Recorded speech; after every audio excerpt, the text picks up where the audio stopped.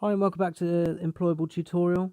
What we're going to go through today is the function in the app, which is job profiles. Now we've developed this function to be accessible to everybody, no matter where you are in life or your career, whether you're still at school or whether you're looking to transition careers, or just a bit more information about how you get promoted, etc., within the career that you're in. The job profiles, some information has come from the National Careers Service. Some of it we've written ourselves, and we've luckily created a new partner recently that's helping us build videos of day in the life of jobs and so forth.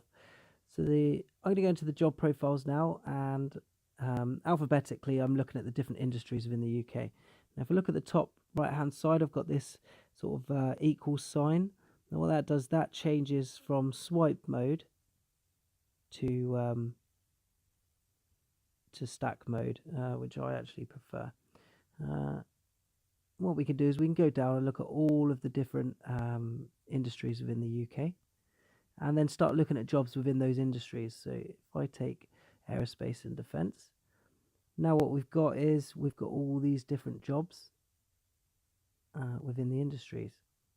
Now, one thing you notice is I'm starting to get my qualified and experienced match. The more you build your profile, and the more accurate you are, the more accurate this will be. So let's look at the astronaut. Everyone wants to be an astronaut. As you can see, I am not qualified and I am not skilled in the slightest. You'll also see the i3 icon. Personality profiling is coming into the app very, very soon. That will allow to show you how you fit personally to being an astronaut, essentially. Now, if I see the qualified as 0% here, what I want to know is how do I become an astronaut? So I click on the 0%, and then what it basically gives me is the entry level qualification I will need to start my journey to become an astronaut.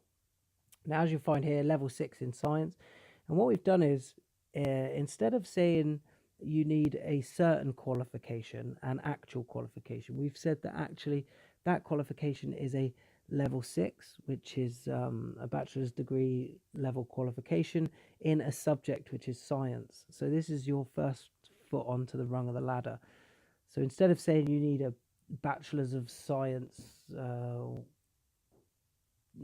a certain level 6 qualification, what we're doing is we're making it accessible for people to have all sorts of different kind of qualifications that actually mean and do exactly the same thing. You see, I'm 100% experienced. This is because I've spent a lot of time in aerospace and defense industry, which is good. And you can see the skills match. Now, at the moment, we haven't built the function for you to see what skills are actually needed. That's coming in a future update very, very soon. I want a bit more information now about being an astronaut. So I'm going to click on the photo, and it brings me to the actual page of being an astronaut. So I can look at the working patterns and wages, and I can also look at again how I match. Now there are videos in some of these. So this is Kate Ribbins, who's an astronaut, and this just tells her journey to become and what it's like to be an astronaut. And then you've got the job description here. Now the search icon at the bottom is something that we're looking into now, which is it's going to be highly unlikely for this job, I'd imagine.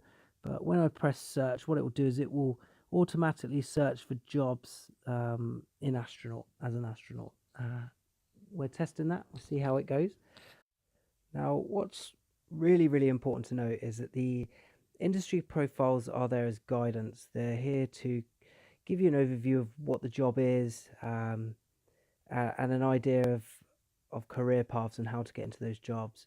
Now, don't take this verbatim, don't go knocking on NASA's door and say employable told me all I needed was this. It's not to be used like that. It's more to be used as an insight into the job or into the industry to give you a basic idea of the types of qualification levels and the qualifications that you need to break in. And then also give you an idea of the different organizations that you can go to, such as college and universities, to get the qualifications that you need. Now, we suggest that you always speak to an absolute specialist when looking at taking on qualifications. And like I say, this is just to give you general guidance and an overview of this job. So looking at the next one, so I have a level 2 in mathematics and statistics, and that is actually a GCSE, but I don't hold the GCSE in science or the level 2 in science. These again are being updated constantly, so we'll be putting industry specific qualifications in there to make it as accurate as possible. And that is how to use job profiles.